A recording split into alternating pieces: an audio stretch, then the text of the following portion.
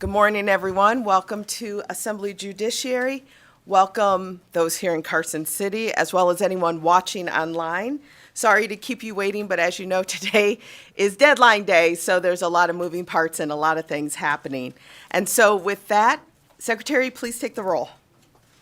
Assemblywoman Bilberry Axelrod. Here. Assemblywoman Cohen. Here. Assemblywoman Considine. Present. Assemblywoman Gallant. Here. Assemblyman Gray. Here. Assemblywoman Hanson. Here. Assemblywoman Hardy. Here. Assemblywoman LaRue Hatch. Here. Assemblywoman Marzola. Here. Assemblywoman Mosca. Here. Assemblywoman Newby. Assemblyman Ortlicker. Here. Assemblywoman Summers Armstrong. Assemblyman Urick. Chair Miller. Here. And looks like we're all here, ready for deadline day. So just a few comments. Remember, asking everyone to turn off their electronic devices. We will have public comment at the end. Today, we are going to go into recess because it is deadline day, but we'll have public comment again before we recess. And with that, we'll go ahead and start with our work session. I will say that we are taking the agenda out of order, and that's one of the main reasons is because I had promised Assemblywoman Summers Armstrong that her bill would be first, because I inadvertently skipped it yesterday and then put it on a list and then skipped it again. So we are going to start with Assembly Bill 257. Ms. Thornton, will you walk us through Assembly Bill 257, please? Thank you, Chair. Diane Thornton, Legislative Council Bureau, for the record. Assembly Bill 257 revises provisions relating to forensic medical examinations of certain victims of certain crimes, sponsored by Assemblywoman Summers Armstrong and heard in committee on March 15th. There's one proposed amendment.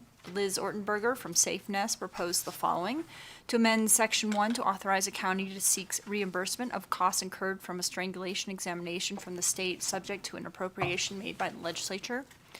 Amend Section 1 to provide that strangulation forensic medical examination means an examination conducted by a health care provider for the purpose of assessing a victim's health care needs and coordinate treatment of any injuries incurred during the assault. And amend Section 1 by adding a new paragraph to provide that the collection of evidence is permitted for the potential use during a criminal investigation and prosecution. Thank you, Chair. Thank you. With that, members, are there any questions? Not seeing any, I will take a motion to amend and do pass Assembly Bill 257. Motion. I have a motion from Vice Chair Marzola. Do I have a second? I have a second from Assemblywoman Mosca. Members, any additional comments on the motion? All right, not seeing any. All those in favor, please say aye. Aye. Anyone opposed? Okay, and the motion passes unanimously. With that, I will assign the floor speech to Assemblywoman Summers Armstrong. You're welcome. Next on the agenda, we will do, what are we doing? Yeah. Assembly Bill 342. Ms. Thornton, please walk us through that.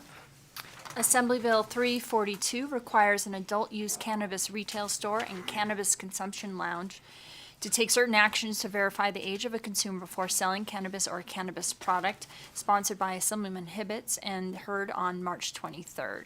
There's one proposed amendment from the Nevada Cannabis Association. It would delete Section 1 of the bill and replace the language that requires a cannabis establishment agent prior to selling cannabis or a cannabis product to verify the age of a consumer. The consumer's age must be verified by checking a government-issued identification card containing a photograph of the consumer using an approved identification scanner. Thank you, Chair. And so, members, with that, again, I just want to reiterate that this is the amendment that was accepted. And so with that, the original one going back from the Cannabis Association. With that, members, are there any additional questions? Not seeing any, I will entertain a motion to accept and do pass Assembly Bill 342. Motion. Okay, I have a motion from Vice Chair Marzola and a second from Assemblyman Urick. All those in favor? Aye. Anyone opposed? Okay, and the motion passes unanimously, and I will assign that floor speech to Assemblyman Hibbets. Next, Ms. Thornton, will you walk us through Assembly Bill 405?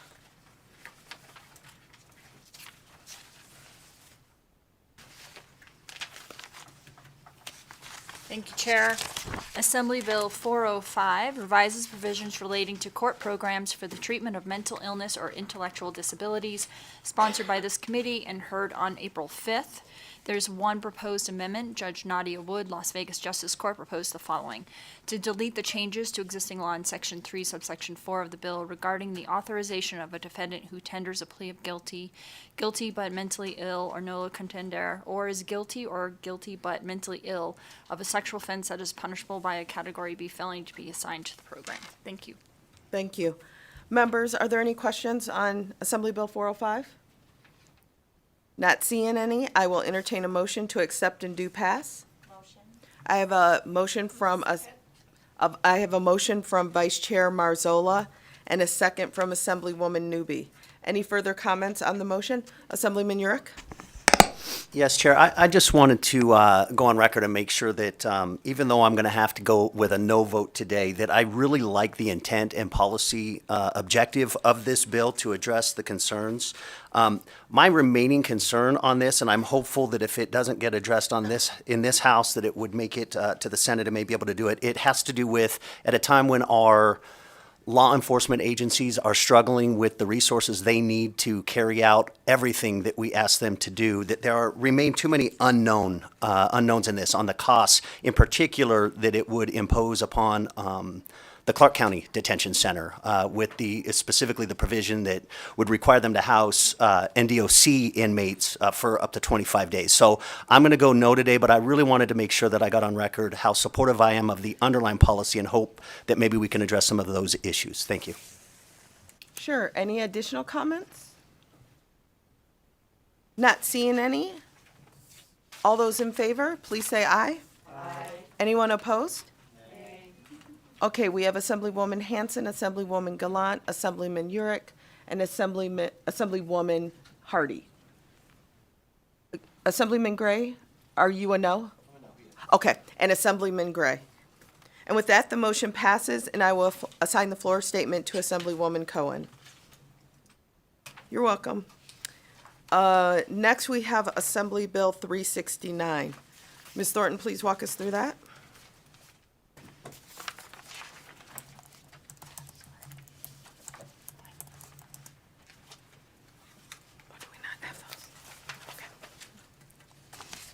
Assembly Bill 369 revises provisions governing the administration of justice, sponsored by Assemblyman Ornlicker. There's one proposed amendment. Lisa Mosley from Fines and Fee Justice Center and Nick Shepak proposed an amendment which does the following. First, it revises in Section 5 the income levels, amends Section 7 to clarify that a person is presumed indigent if the person has a household income that is less than 200% rather than 400% of the income limit. It amends Section 9 to include fees and amends in Section 10 and 12 the credit given for community service. Thank you, Chair. Thank you. Members, are there any additional questions? Not seeing any. I will entertain a motion to adopt and do pass Assembly Bill 253. Motion. I have a motion from Vice Chair Marzola. Do I have a second? Thank you. I have a second from 369.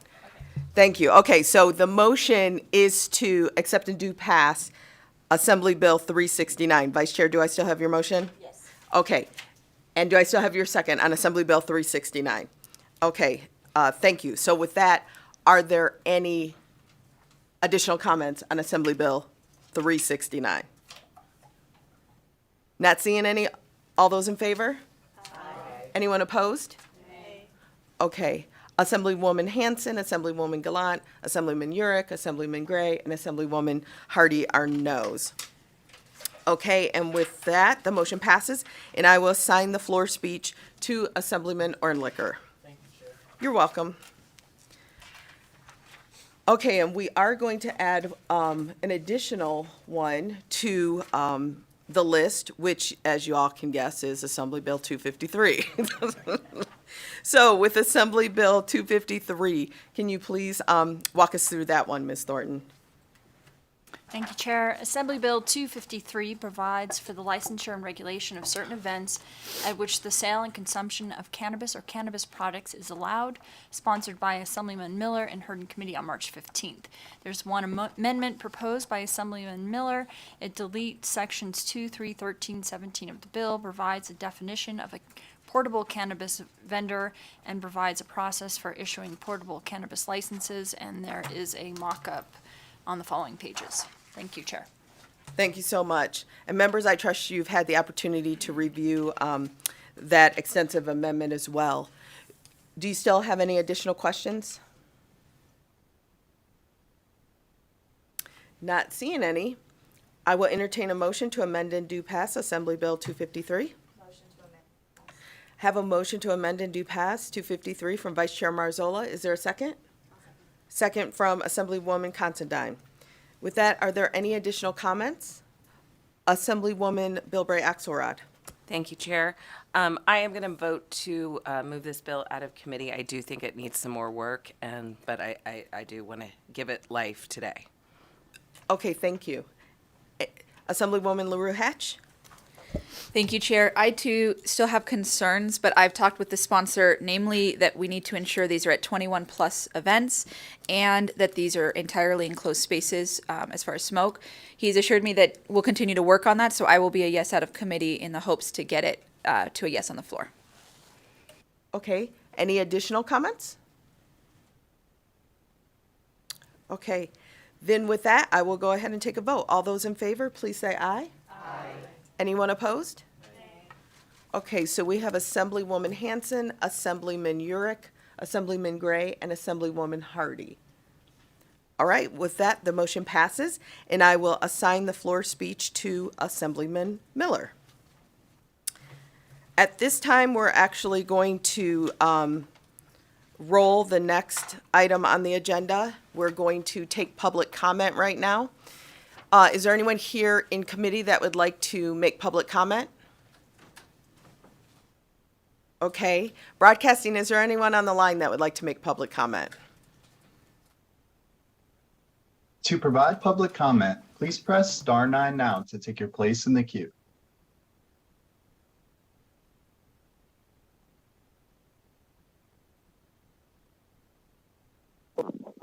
Tanya Brown, TONJABROWN.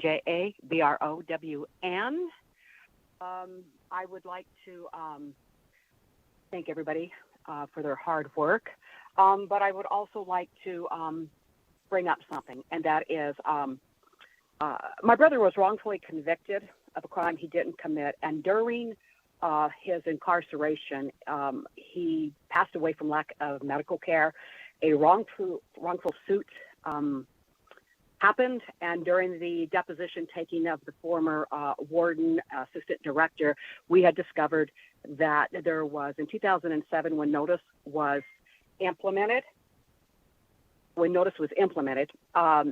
it put false felony charges in inmates' files, okay? And this was one of the reasons why we wanted an ombudsman. And then the other day when this came up, we asked to be a part of this amendment, and anyways, it hasn't happened. I just want to get into why it is important, because I said I had valuable information. So over the years, and even not too long ago, it still is continuing, inmates who have expired their sentences and are still incarcerated, and even not incarcerated and are out of prison and returned to, back to the prisons, the notice file is showing that they have false felony charges in there from old expired sentences. Now, during 2012, the ACAJ brought in the NDOC forward, and it was established that when the computer notice was implemented, it affected 10% of the 13,000 prison population. 1,300 inmates had wrong information in there, everybody with a life sentence. And this was why an ombudsman was so important. And I had discussed this with the AG's office last year when we sat down, or we had a meeting with them along with Nevada Strong Battleborn. We have reached out to Return Strong just recently, and not even a response. And again, when we came to you last week when this was heard, and we heard about the amendment, we said we had valuable information. We have put an amendment into this today, and we're going to take that over to the Senate Judiciary, because this is crucial. We've got people who are having issues with false felony charges, which affects their parole, the pardons board, their time in prison, Ms. and Brown? most importantly, too, to the taxpayer. Ms. Okay, Thank you so much. yes. Thank you. You're welcome. Broadcasting, next caller.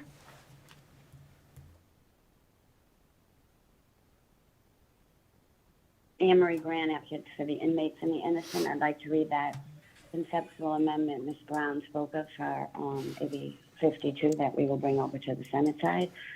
And a budsman position will include looking at the offender's Nevada offender tracking system notice file to review for any discrepancies in which the offender claims are inaccurate, and that no disciplinary action should exist. The ombudsman will review the file and determine if that disciplinary action had been properly grieved, then litigated in court, and the offender had won the litigation. The disciplinary action must be removed. The ombudsman must inform the Nevada Board of Parole Commissioners and the Nevada Board of Pardons and the offender of the removal of the disciplinary action from the inmate's notice file.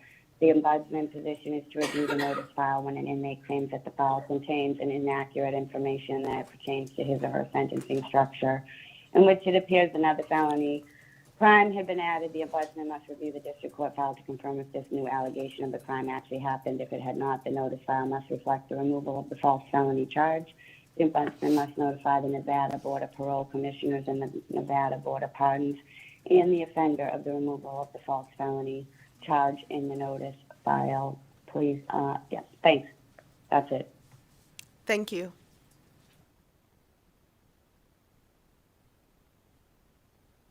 There are no other callers to provide public comment at this time. Okay, thank you for that.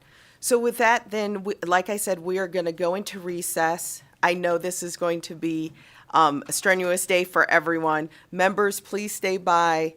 Anything electronic or your attaches that could approach you. But I also know we're not the only committee. So for everyone else, all committees pretty much today will be as fluid. So with that, we are going into recess.